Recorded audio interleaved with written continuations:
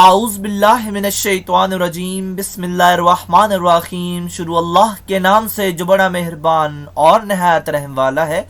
उम्मीद आप लोग खैरियत से होंगे और इस वीडियो में इंजीनियर फैसल आपसे मुखातिब है।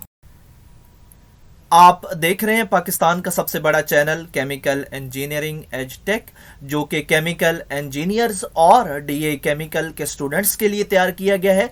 इस चैनल में केमिकल इंजीनियरिंग के मुख्तलिफ सब्जेक्ट्स जिसमें industrial chemical process, industrial stoichiometry, chemical engineering, organic chemistry, mathematics, engineering informatic topics के अलावा इंडस्ट्रियल इंटरव्यूज़ के लिए शॉर्ट क्वेश्चन आंसर के लेक्चर्स भी शामिल हैं।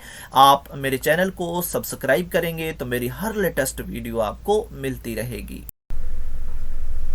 हमारी आज की वीडियो का टॉपिक है डीए फर्स्ट ईयर की मैथमेटिक्स, एक्सरसाइज 1.2 है, क्वेश्चन नंबर 2 का पार्ट 3 है। और दिए गए सवाल में पूछा जा रहा है कि वो कौन सी के की वैल्यूज हैं जिनके लिए इक्वेशन के रूट्स इक्वल हैं।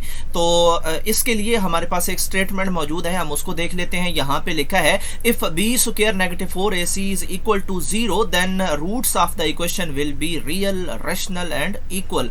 तो जो डिस्क्रिमिनेंट हमने पहले सवाल के अंदर यूज किया उसमें इक्वल और 0 नहीं था, तो यहाँ पे इसमें ये एडिशन करनी है कि इक्वल भी लगाना है और 0 भी लगाना है। और इसकी मदद से जब हम अपने सवाल को प्रोसेस करेंगे तो उसके रूट्स हमें इक्वल मिलेंगे। तो इसलिए अब हमने डिस्क्रिमिनेंट जो है वो ये वाला यूज करना है। तो हमारा जो सवाल है उसमें जो इक्वेशन है ये स्टैंडर्ड फॉर्म में होनी चाहिए। और स्टैंडर्ड फॉर्म क्या है, यहाँ पे मैंने लिख दिया x square plus b x plus constant is equal to 0। और यहाँ पे जो ए बी और कांस्टेंट है वो 1 2 3 या ए बी सी में कोई भी हो सकते हैं। और यहाँ पे जो साइन है वो नेगेटिव भी हो सकता है। तो अब हमने देखा कि हमारी इक्वेशन भी स्टैंडर्ड ही है, तो हम इसमें से अब कुछ वैल्यूज निकालेंगे क्योंकि जो डिस्क्रिमिनेंट है उसमें वेरिएबल इस्तेमाल हो रहे हैं ए बी और सी के। तो ए बी और सी की वैल्यूज हम इसी इक्वेशन में से निकालते हैं। और जो ए होता है ये एक्स स्क्वायर का कोएफिशिएंट होता है और यहाँ पे 3 के प्लस 6 है। इसी तरह जो सिंगल वेरिएबल का कोएफिशिएंट है वो b होता है और जो कांस्टेंट है वो c होता है।